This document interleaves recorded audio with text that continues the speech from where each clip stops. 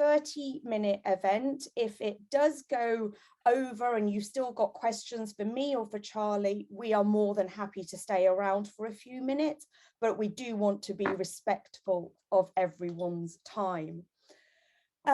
So you've joined an event that is HappyMaven and Improv for Business. Some of you I know are already familiar with HappyMaven, and some of you may have been drawn by the interest in improv and what is improv.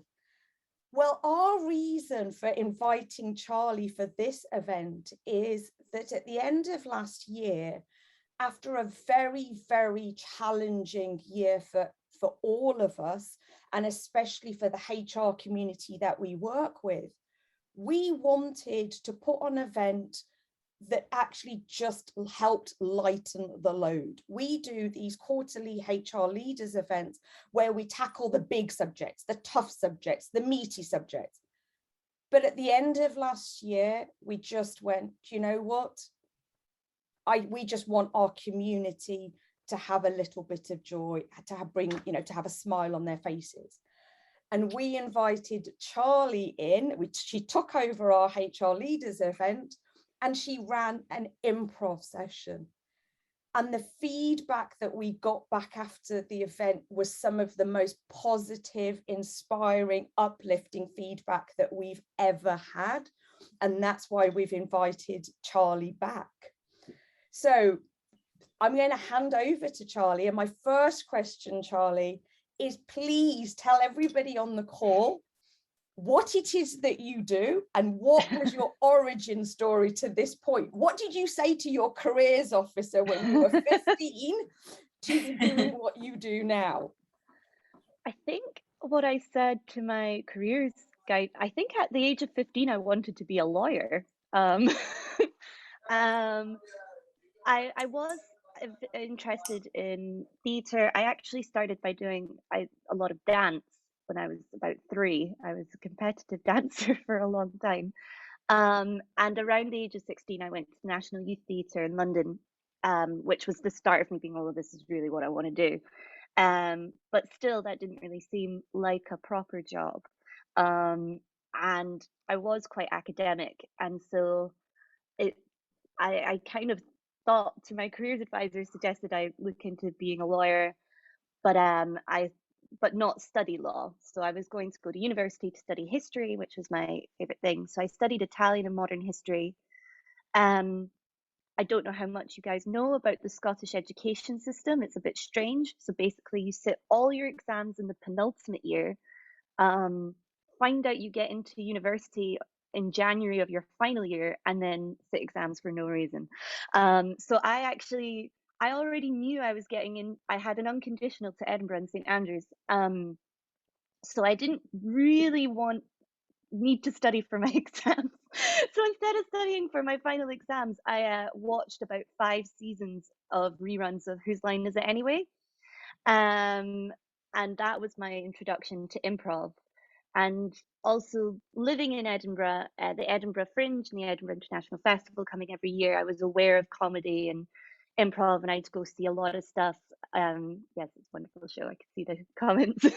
I was aware of a lot of comedy. I'd go see a lot of stuff myself. And I sort of dipped my toe into the very early stages of improv in the UK at that point, because that was about 2007, 2008.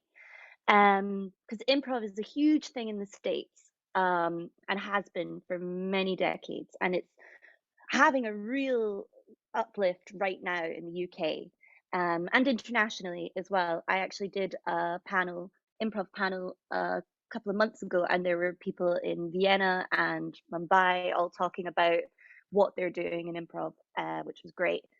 So then I went to university and again spent all of my time there doing improv and theatre and not studying. And I got into the improv group there, which was sort of like my core family, and would do improv shows every week. And as I say, there were a lot of Americans there, so I kind of learned from their styles. And oh God, I'm going on too long. And then in 2014, I did a 5-year degree That's what you do in Scotland. Well, you do a 4-year master's, and I did a year abroad in Italy. And then I moved to London in 2014 to do a diploma in writing and producing comedy with the National Film and Television School and Channel 4. And yeah, and then so I moved to London. I then also was working for many years as a communications manager in an office, and did a lot of communications work and events organizing. And at the same time, still trying to do comedy and writing and acting. I've taken 3 solo shows to the Edinburgh Fringe, and I've written for BBC and Hat Trick. And that's kind of where I'm at right now. I hope that's what you required. Well, lucky us, Charlie. Lucky us. So give us an example, put it into practice. Give us an example of what improv actually is. I know from Carmel, she remembers whose line is it anyway, but give us a taster. Okay, so do you want to play a game, exercise? Well, everyone signed up for Feel Good Friday, so I hope they're up for a game. So just to give you a brief understanding, so the improv that you do in a rehearsal is very different to the improv you do on stage. So for anyone who's not seen improv, it is completely improvised. Nothing is prepared. The clue is in the title. Yeah, exactly. But so many people, they come to watch stuff and they're like, well, how much of that was planned? And it's like nothing. You basically get some suggestions, some words from the audience, and then from there you can make up sketches, a whole play, a musical, all sorts of things. I've seen Shakespearean plays, all these sort of things. Or you can do, like, in Whose Line Is It Anyway, we call that short form, which is where you play sort of parlor games. And those sort of games we often use in rehearsals as well. And I kind of liken improv to any kind of sports. Everyone loves the sports analogy. You know, if you're in a football team or a basketball team, you don't go out and play the game and everybody knows what's happening. It's all spontaneous, it all happens. But that still means they train to make sure that when they get out on the field, they know where they're meant to move to and the best way to play. And improv is exactly the same. So what we'll do is we'll play a warm-up game. So it's very simple stuff, it's low stakes, and it's just a warm-up game that kind of gets everyone's head in the right space, and it's called 5 Things. What I will do is I will call out your name, and I will ask you to list 5 things, and they can be real or made up. So, you know, superheroes, it can be Superman or Batman, but it can also be chairwoman. I don't care. It's just make it up. And in between each one, the rest of us are gonna, annoyingly, usually in person, you would shout out the number. You go 1, 2, and you'd count it out. But because of time lag, you'll just put the fingers up to the camera like that, and maybe say it in between each one. And at the end, we go, those were 5 things. Does that make sense? Any questions? We'll do our best. I'll make Suki go first, because I know you've played it before. And Vanessa and Alina, you were all at our last workshop, weren't you? Yes. So we'll have you guys go first, so you might remember this. I tell you what, I'll go first. Someone like to give me 5 things to list. 5 types of fruit. 5 types of fruit. Bananas. Strawberries. 2. Those little orange things that they sometimes put on desserts. 3. Apples. 4. And oranges. 5. Those were 5 things. Okay, so you see what I mean? You can say, as long as you say something. Suki, can you please give me 5 yoga poses? Fake or real? 5 yoga poses. The child's pose, the cow, the tree, Shavasana, the dead man, and I'm making one up, flying lotus. That sounds legit. Like that. Oh my God, Shavasana is the best. Alina, can you please give me 5 cocktails? Fake or real? Oh, pina colada. One. Strawberry woo woo. 2. Passion fruit daiquiri. 3. Sex on the beach. 4. And a mojito. 5. Those were 5 things. Vanessa, can you list 5 board games, please? Oh, Monopoly. 1. Handy Jobs. The Game of Life. 3. Pens and Pencils. 4. And Murder on the Train Track. 5. Those were 5 things. They sound very legit to me. Alice, could you please give me 5 places to go on a date? Okay. Restaurant. 1. A crazy golf. 2. A walk. 3. The movies. 4. And a concert. 5. Those were 5 things. Perfect. Satish, could you please give me 5 superheroes? Fake or real? Oh, Superman, Batman, Wonder Woman, Iron Man, and the Indian Man. Indian Man! Yay! Those were 5 things. Carmel, are you playing? Yeah, we'll play. You'll play? Oh, because there's 2 of you there. Can you give me 5 names for a pirate? My God. Pirate names. Pirate. Dave. Dave oh, the pirate. Peter. Do you have a name for a pirate? Huh? I'll take Jack that. Sparrow. Got some whispering in there. Quickly, 4. Sinbad. Last one. Jordan. Jordan. 5. Lovely. Those are 5 things. And Leo, is that, sorry if I mispronounced your name. That's Are you fine. there? Yes, can you hear me? Yeah. Could Okay. you please give me 5 names of dance moves? Oh, dance moves. Okay, winding. 1, Tango, 2, salsa, 3, the flex, 4. and let's think of one. And let's see, plie. 5. I appreciate that one. Those were 5 things. Excellent. Is that everyone? That That is was everyone. how we play 5 things. So, okay, Charlie, that made us giggle. It certainly made my face muscle stretch for the first time in a few days. But how would we use that? So yes, that was lots of fun, like you called it a parlor game, but how would we use that in our teams or in our organizations?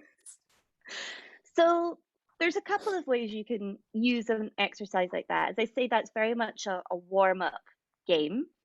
And it's a lot about getting you in the right headspace. So maybe it's you've had a long day, you've had a lot of meetings, and you just need everybody to loosen up a little bit.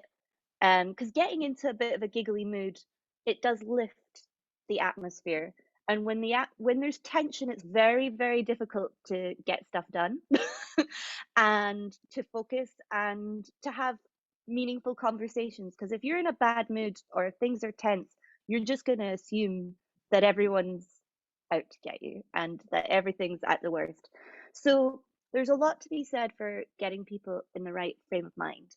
And then also, so as I say, it's kind of going back to the football team analogy. The more you make space to come together and do these sort of exercises, the more your brain gets into the practice of being free and letting go of any embarrassment as well. You know, this sort of game, you when I've played this with some teams, it's like they're always trying to think of the funniest thing, or they want to think of the cleverest thing. And it's like, no, you don't think at all about any of that. That's a big thing in improv. Don't think, just get it out there, and eventually something spontaneously will come. And you won't get to that point creatively by like saying, oh, I've got to think the first thing I say has to be the best. It won't happen. So getting yourself into that frame of mind where you let yourself fail, you let yourself be embarrassed in front of people and give yourself a safe space is a good place to be. I think that's really interesting. And please, anybody, if you've got questions for Charlie, the reason I find the embarrassment thing really interesting, our last Feel Good Friday event was with On Song. So they do community choirs within companies. And it's the same thing. Doesn't matter where you are in the hierarchy, singing is quite democratic. You know that it doesn't matter what job title you've got in that choir, your role is very different. But isn't that also challenging, Charlie? Because if I was insecure in my position, I don't want to be doing silly things with my team. So again, this is also where having someone like myself come in to be the person guiding it and to make that living Plenenfield sounds like a place in Southeast England, a level playing field. Because when I structure a workshop, first of all, I always have a consultation with who is asking for the workshop, to find out who their team is, what it is they want to achieve. And that means I look at what games I'm going to play with them, how long we're going to play them, and I structure it so that I don't throw people in straight away with the more talky games. As you say, it's democratic. Try to do some group games at first and build that safe space where, if anything, if you don't act silly, you come off looking worse. Yeah. You know what I mean? Because I found that I quite often have an assistant with me when I do online classes, if it's over 12 people. And I'll always talk to them at the end and say, oh, how did you get on with your group and stuff? And it will always be the person that says, oh, I don't know anything about this subject, or oh god, the person who acts like they're either too good for it or making excuses, is the one that comes off far worse than the person who just throws themselves in it and goes blah. Because that's what it's about, and it's understanding the assignment, if you know what I mean. And quite often when I speak to usually the managers, the bosses, they say they like seeing the people that throw themselves into it and seeing people in a different light, because they might not otherwise get that opportunity to see that. Well, I'd love to know from other people on the call, how did that exercise make you feel?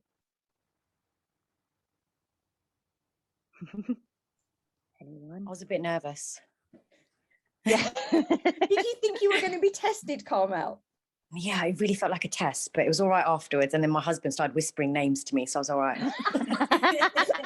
Teamwork makes the dream work. I was a bit nervous too. I thought I wouldn't think of any answers, but then they came. So You'll surprise. This is the biggest thing, as I always say, you'll surprise yourself. And that's kind of what you want to do in life. That's the only way you push yourself, is by trying new things and then surprising yourself. And at the end of the day, like Carmel, if you can't think of silly pirate names, it doesn't mean you're bad at your job. But then you did think of pirate names, and honestly, I think the idea of a pirate called Dave is the best thing ever. So yeah. Charlie, we've only ever worked with you online, but my previous personal experience of improv was, in the real world. Is it more challenging online? Are you desperate to get back to in person? Because I remember in person being far more physical as well. Like you use the space. Yeah, I think it's different. It's just two different things. With online, I guess it's understanding the assignment. I designed the online workshops I did for people who are working from home online, and this is their setup. So I knew everything you had to be able to do it from your kitchen table or your sofa. We were doing it on Zoom. So there are a lot of games that I would only ever play in person rather than on Zoom because time lag, things like that doesn't work. But then there's also some games that you can only play online. I did also think about playing Whack-A-Mole, which we could maybe finish with, which is a very silly game to play online. But it's because the target is different.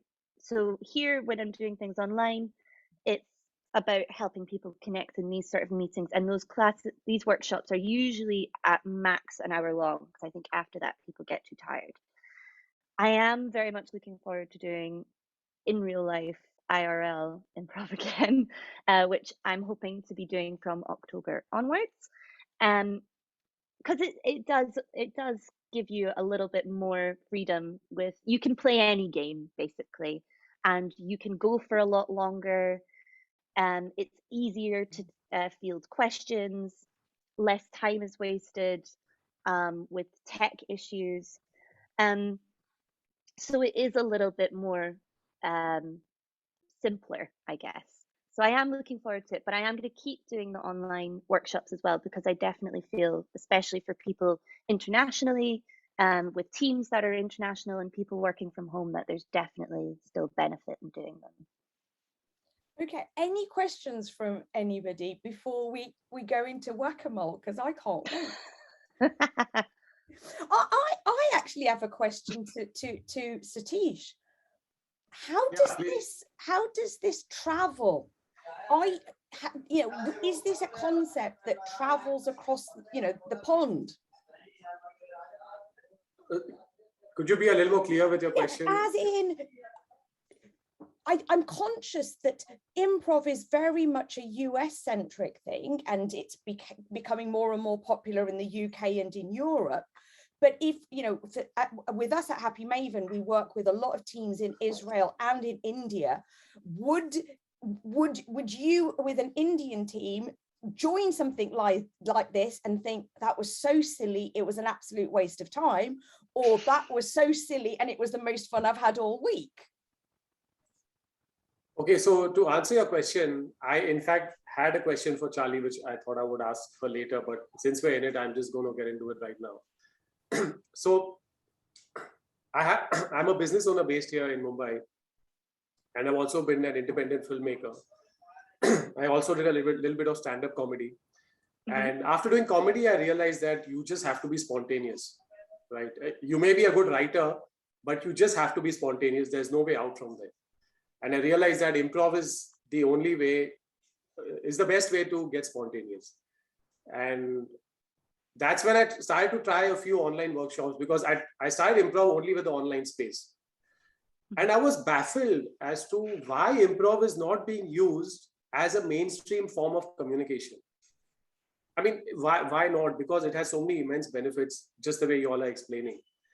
And I think people need to be educated about it. And until they don't try it, they're just not going to feel the benefit of it. Because I had seen improv a little bit earlier, and maybe in the Indian context also, because stand-up comedy has just exploded in India in the past 5-7 years. And I used to think, okay, this is only for these guys. Maybe if you're young, or you're a little foolish, or you don't mind being foolish, stuff like that. But it's only when you try that you realize that how it changes you internally, right? How it just gives you that sense of freedom. And so I think education is a big part in convincing people that improv can really be helpful in almost anything that you do. I hope that Do you answers want to your come question. work for me? Because Yeah. your PR here is great. Yeah, why not? I've never worked overseas, so I don't mind. Oh, I did my MBA from a Scotland-based university, by the way. Oh, really? Where about? University of Strathclyde. Oh, lovely. My cousin went there. Okay. Yeah, so I mean that's exactly it. It's I realized there were points that I gave Alina for the presentation earlier, because the four main sort of tenets of improv is in order to become more spontaneous and creative and work well as a team, those are the three things we're always trying to get to. You practice being present and in the moment, and you practice saying yes and, which is listening to what the other person has said and then building upon it. And you also practice active listening, which is something that a lot of other companies and other business training work with as well. But I just think our way of doing it's more fun. Because when you're active listening, it means you're not just waiting for what the person before you has said so that you can keep talking. It's listening to what they've said and understanding it, and then, as I say, yes anding it. And as you say, those are the main points of improv, and all of those things are useful in everyday life and also in work life as well. But yeah, there's great stuff coming out of India just now, comedy wise. As I say, I did a panel with someone who's just started an improv team in Mumbai, and I've done workshops with stand-up comedians from India as well. Like, there's a lot going on. It's really, really cool. Yeah. Excellent. I'm conscious of time. Satish, I think you did the most perfect summary for improv. Seriously, I love it. Charlie, if we could end very, very quickly on whack-a-mole. Sure. A perfect way to wrap up the session. Great. So for whack-a-mole, do Carmel and your little one, you can play this as well. It's not a speaking game. If you want to turn on your cameras. So everyone needs to be able to get off their screen. So you can either duck down or you can come off the screen. And basically what I'm going to do is I'm going to call in. Oh my God, Vanessa, are you pregnant? I'm so okay. You can just like hide your face if that's easier. So I'm going to call a number, and then I want that number of people to pop up on the screen. Okay, and if there's too many, one of you has to leave, and if there's not enough, somebody has to pop in. Okay, Carmel will count you as one person. Okay, thanks. Okay, so could I please have 3? Okay, that's 3. Okay, clear.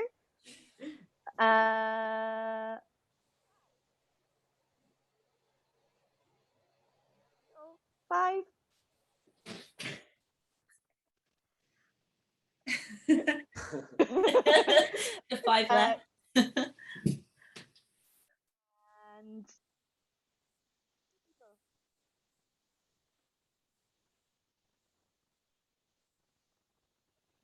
someone to join me. And finally, 6 people. 6 people. And that's my version of whack-a-mole. There's various versions of playing whack-a-mole, but that's my version. Charlie, thank you so much. Carmel, Jorvan, Satish. I know we've lost Alice and Didi Leo, but all of you, Vanessa, Alina, thank you all so much for joining our monthly Feel Good Friday, because seriously, I do this very selfishly. You have all just given me a dose of happy chemicals to power me through the next week. Charlie, we love working with you. We've got our fingers and toes crossed for that Sky Award. They would be lucky to have you. We will send out, Vanessa will be sending out a summary deck with all of the takeaways from Charlie's session with her contact details. big hug to all of you. Can't wait to have in-person events again and see you all in the flesh. Thank you so much for joining.